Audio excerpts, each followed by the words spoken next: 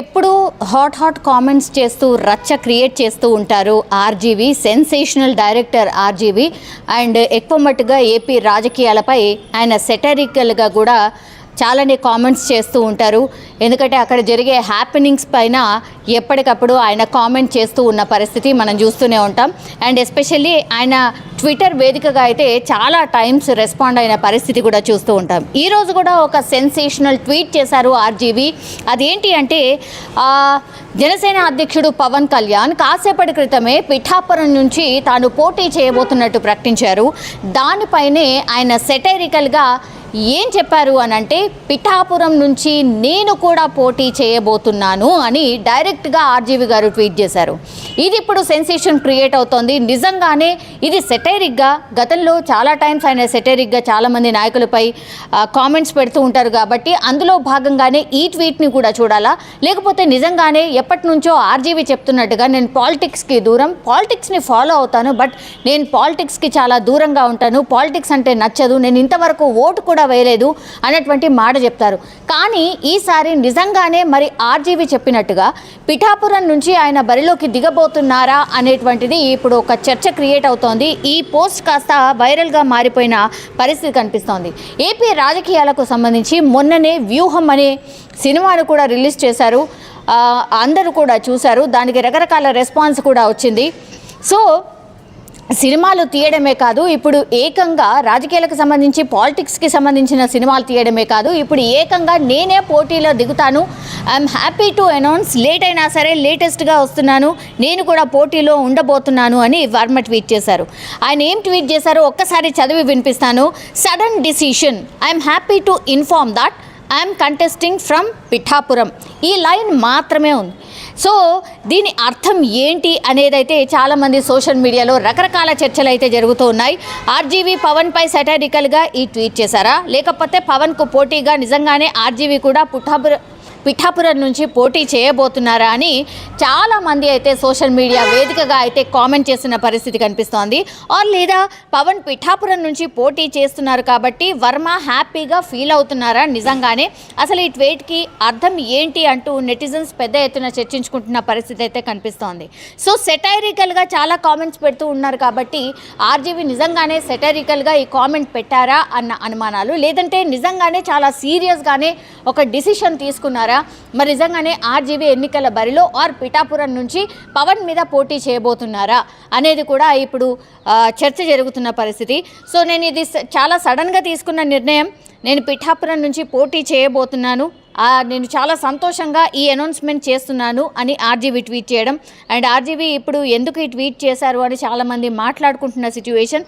అయితే జనసేన అధినేత power star Pawan Kalyan తాను రానున్న ఎన్నికల్లో పిఠాపురం నుండి పోటీ చేయబోతున్నట్టు ఆయన ప్రకటించిన కాసేపటికే ఇలా ట్వీట్ చేయడం ఆర్జీవి అనేది ఇప్పుడు చర్చకు దారితీస్తోంది. ఇంకోవైపేమో పిఠాపురం నుంచి పవన్ కళ్యాణ్ పోటీ చేస్తున్నాను అని ప్రకటించిన నేపథ్యంలో ఎవరైతే టీడీపీకి సంబంధించిన నాయకులు ఉన్నారో పిఠాపురం నుంచి ఆయన కంటెస్ట్ చేద్దాం అనుకుంటున్నారు, ఎవరైతే లోకల్ అని చెప్పుకుంటూ ఉన్నారో ఆయన పేరు కూడా వర్మ. సో టీడీపీకి సంబంధించిన కార్యకర్తలు దీన్ని జీర్ణించుకోలేకపోతున్నారు. టీడీపీకి సంబంధించిన నాయకుడు ఇక్కడ ఆల్రెడీ ఉండి ఆయన బరిలో దిగబోతున్నారు అని గ్రౌండ్ సెట్ చేసుకొని కార్యకర్తలకి అందుబాటులో ఉన్నటువంటి నాయకుడిని కాదని, ఆయన పేరు కూడా వర్మని, సో ఆయనను కాదని ఇప్పుడు పవన్ కళ్యాణ్ పిఠాపురం నుంచి బరిలోకి దిగడం ఏంటి, మేము ససేమిరా ఒప్పుకోము అన్నటువంటిది అక్కడ ఒక ఉద్రిక్త వాతావరణం అయితే నెలకొంది.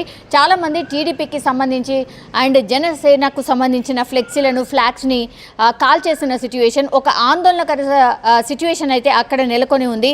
చాలామంది వ్యతిరేకిస్తున్నారు, మేమైతే అస్సలు ఒప్పుకోము, పవన్ కళ్యాణ్ భీమవరంలో పోటీ చేయాలి, భీమవరంలో పోటీ చేయకుండా ఆ సీట్ని కాదనుకొని పిఠాపురంలో ఎందుకు వస్తున్నారు, పిఠాపురం నుంచి బరిలోకి దిగడానికి అసలు రీజన్ ఏంటి, ఇక్కడ ఆల్రెడీ వర్మ అనే నాయకుడు మా నాయకుడు ఉన్నాడు అని అక్కడ ఉన్నటువంటి టీడీపీ కార్యకర్తలు గట్టిగానే వాళ్ళ వాయిస్ వినిపిస్తున్నారు.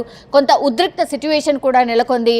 చాలామంది కార్యకర్తలు అక్కడికి చేరుకొని టీడీపీకి సంబంధించిన కార్యాలయంకి చేరుకొని నినాదాలు చేస్తున్నారు, వర్మకు అనుకూలంగా నినాదాలు చేస్తున్నారు, టీడీపీకే ఆ టికెట్ కేటాయించాలి అన్నటువంటి మాట వినిపిస్తోంది అక్కడ. సో పిఠాపురం ఇప్పుడు హాట్ టాపిక్గా మారిపోయింది.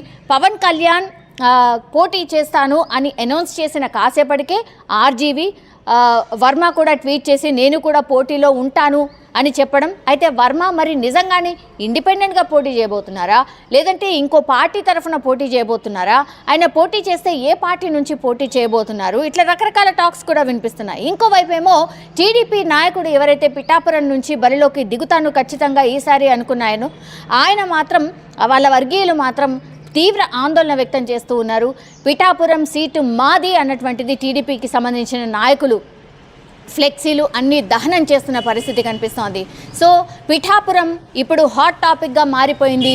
పవన్ కళ్యాణ్ నేను పోటీ చేస్తాను అని చెప్పగానే ఒక ఉద్రిక్త వాతావరణం అయితే అక్కడ స్పష్టంగా మనకైతే కనిపిస్తోంది. మరి దీన్ని అధిష్టానం ఎట్లా చల్లారుస్తుంది అంటే పవన్ కళ్యాణ్కి సంబంధించిన పార్టీ ఆర్ టీడీపీకి సంబంధించిన పార్టీ అలయన్స్లో భాగంగా ఇట్లాంటి త్యాగాలు తప్పవు అన్నటువంటి మాట పదే పదే చెప్తున్నారు. కాబట్టి నిజంగానే త్యాగం చేస్తారా?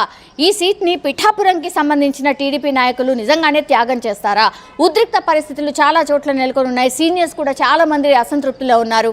అండ్ పిఠాపురంకి సంబంధించిన స్థానిక నాయకులు ఎవరైతే ఉన్నారో వాళ్ళందరూ కూడా మూకుమ్మడిగా రాజీనామా చేయబోతున్నట్టు కూడా వార్తలు వస్తున్నాయి. మరి ఈ అసమ్మతిని ఎట్లా చల్లార్చబోతున్నారు? జనసేన నాయకులు అండ్ టీడీపీ నాయకులు కలిసి పనిచేయాలి పొత్తులో భాగంగా.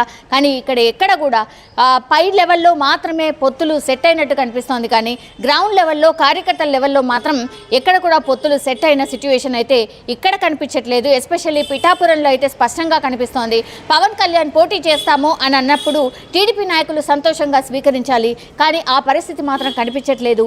టీడీపీ నాయకులు మాత్రం ఖచ్చితంగా మాకే ఈ సీట్ కేటాయించాలి, భీమవరం ఆయన సీట్ కావాలంటే అక్కడి నుంచి పోటీ చేయమనండి అన్నటువంటి నినాదాలు అయితే అక్కడ కార్యకర్తలు నినాదాలు చేస్తున్న పరిస్థితి అయితే స్పష్టంగా కనిపిస్తోంది.